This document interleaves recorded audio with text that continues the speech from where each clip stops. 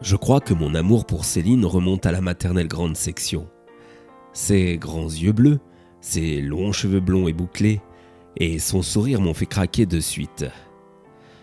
J'ai tenté de la séduire, du haut de mes 5 ans, mais sans grand résultat. Je restais malgré tout près d'elle pour continuer mon entreprise de séduction, et ce pendant toute la primaire. Je voyais bien qu'elle m'aimait bien, mais pas de la manière que je l'espérais. Alors je me suis contenté de jouer son super pote, son ami. C'était déjà une façon pour moi de profiter de sa présence, de ses sourires et même de sa jolie voix. Arrivé au collège, ça s'aggrava. J'avais encore plus envie de me rapprocher de Céline, d'autant qu'elle commençait à se transformer en une très belle jeune fille. Mais elle semblait plus préoccupée par le beau Nathan, le bellâtre de l'école. Et ce qui devait arriver, arriva. Ils s'amourachèrent l'un de l'autre de la 6e à la 3e.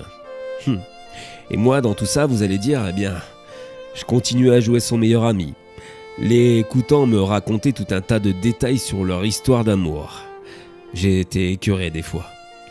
Imaginez-vous que la fille que vous désirez le plus au monde vient vous raconter sa première fois avec son amoureux. Je vous dis pas dans quel état ça vous met. Au lycée, ça continua de plus belle.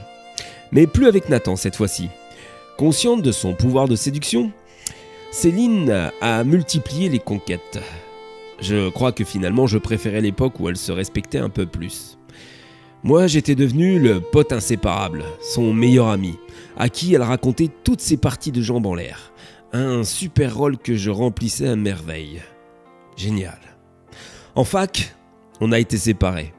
Mais on continuait à se voir. Et elle disait que je comptais beaucoup pour elle, qu'elle m'aimait beaucoup. Mais malheureusement, toujours pas de la bonne manière. Un soir, alors qu'on se faisait un ciné entre amis, j'ai pris mon courage à 2 mains.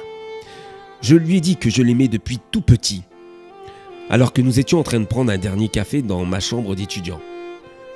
Elle éclata de rire, me disant qu'elle aussi, mais pas de cette manière-là. Puis, voyant ma triste mine, elle entama le refrain classique que j'ai toujours été son amie, qu'elle ne voudrait pas que ça gâche notre immense amitié. Tout un baratin pour essayer de se sortir de cette situation qui la mettait si mal à l'aise. Ce jour-là, j'ai abandonné tout espoir. J'ai essayé tant bien que mal de garder et jouer mon rôle de meilleur ami, mais la révélation de mes sentiments avait jeté un froid sur notre super amitié. Dès lors, on se voyait moins. Nos délires et nos bons moments s'espaçaient de plus en plus, jusqu'à finir par ne plus se voir. J'étais anéanti au début. J'entrepris alors de l'oublier, me jetant corps et âme dans mes études et ma vie professionnelle. Bien sûr, j'ai eu quelques aventures avec des femmes, mais rien n'y a fait. Céline me manquait toujours. Les années ont passé, et je n'y pensais presque plus. Jusqu'à ce jour de printemps, où alors que je faisais quelques courses, je suis tombé nez à nez avec Céline. Elle était plus belle que jamais. Elle me sauta dans les bras, ravie de me revoir. Elle semblait heureuse comme jamais. Je l'invitai bien sûr à boire un verre pour qu'on se raconte un peu nos vies. Elle accepta tout de suite, et on s'installa à une terrasse. Elle me raconta sa vie, et très vite vint la raison de sa très bonne humeur. Elle était amoureuse. Et allait se marier dans quelques mois à peine. Je prenais conscience que je l'aimais toujours à la douleur ressentie lorsqu'elle m'annonça la nouvelle. J'ai fait semblant d'être heureux pour elle. Mais au fond de moi, c'était un vrai crève-cœur. Pourtant, elle semblait si contente de me voir, que du coup, je lui ai proposé de l'aider pour les préparatifs du mariage. Un peu masochiste, le mec. Elle sauta de joie et me proposa de l'accompagner pour les diverses démarches occasionnées pour l'occasion exceptionnelle. C'est ainsi que les semaines suivantes, j'ai fait connaissance avec son futur mari, un beau jeune homme, que je l'ai aidé pour la déco, les dragées et même pour le choix de sa robe. Vous vous rendez compte ? J'ai été le premier à la voir dans sa robe de mariée. Ce fut un véritable choc, mais aussi une vraie révélation. Je ne pouvais me résoudre à la perdre. Cette robe, elle était pour moi. C'était pour moi qu'elle devait la porter. et pas pour quelqu'un d'autre. Il me fallait absolument agir, trouver une solution. Mais le mariage approchait vraiment et je n'avais toujours pas d'idée. J'étais tellement désespéré. Ce jour-là, je me souviens, j'ai trouvé sur le pare-brise de ma voiture garée en centre-ville un papier. C'était une pub pour un sorcier marabout. Celle-ci disait que Monsieur Munomba pouvait réaliser tous vos rêves. Je sais, c'est complètement idiot, mais au point où j'en étais, j'étais tellement prêt à tout essayer. Je me suis donc rendu chez ce marabout, quelques jours après. Je me suis retrouvé dans un appartement lugubre et malsain décoré d'objets typiques africains. J'ai franchement eu immédiatement envie de partir. Mais l'homme se présenta à moi. C'était un vieux Africain, très gentil. Il était plutôt avenant et me demanda ce qui m'amenait à lui. Je lui expliquai alors mon désespoir d'être aimé par une femme qui allait se marier avec un autre homme. Il me sourit. Il me dit qu'il avait ce qu'il me fallait. Il partit fouiller dans une pièce à côté et revint me voir avec une fiole contenant un liquide rosâtre.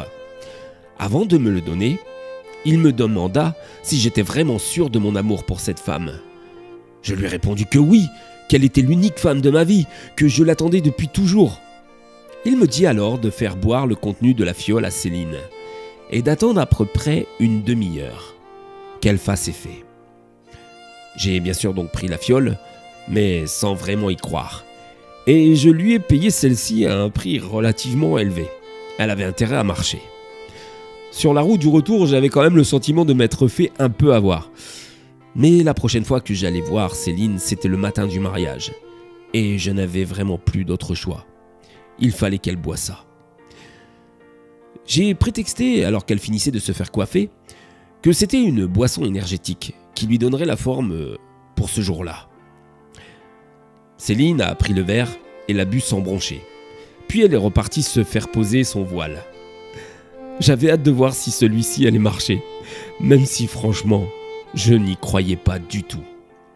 Arrivé à la messe dans l'église, le prêtre s'apprêtait à faire les consentements mutuels des mariés.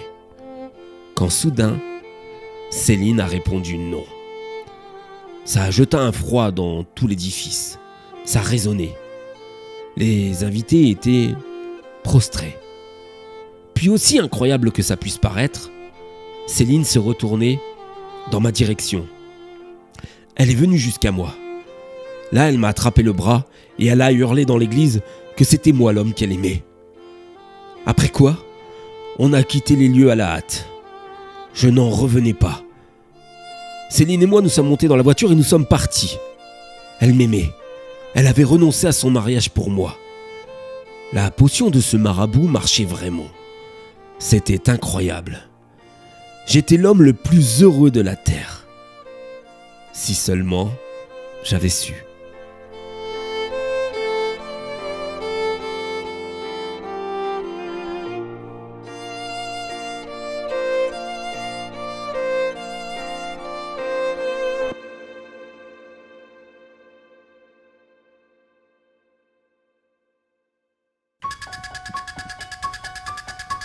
À vous qui avez eu le courage de regarder cette vidéo, n'hésitez pas à la partager et à vous abonner, sans quoi je serai obligé de vous retrouver et de m'occuper de vous.